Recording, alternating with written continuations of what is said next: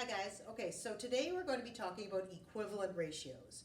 And so this is building on the last time we talked about ratios. We talked about ratios as being comparison between two amounts, kind of connected like a numerator and denominator of a fraction, except these are called the terms of the ratio, and a ratio is sideways instead of up and down like a fraction is.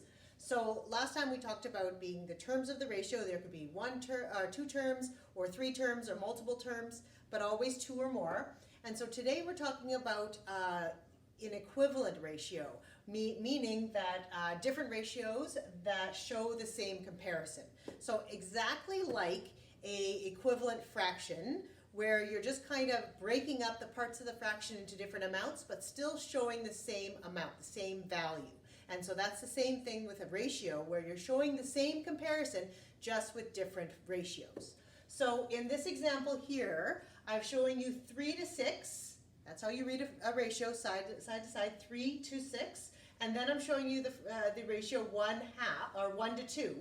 And both of these terms were multiplied by 3, which means that they are showing the same comparison, but with different ratios. So the terms of the ratio were either multiplied or divided by the same number. Okay, that's really important. You can only use multiplying or dividing when it comes to ratios, not addition or subtraction, just like equivalent fractions. So if you think back to when we did equivalent fractions, then you're going to be using the exact same skills where you're multiplying or dividing the terms of the ratio by the exact same amount, and that's how you get equivalent ratios. In part 2 of the equivalent ratios, I'm going to be showing you some examples of equivalent ratios and the two different types of questions you're going to be answering when it comes to equivalent ratios. So tune in for part 2.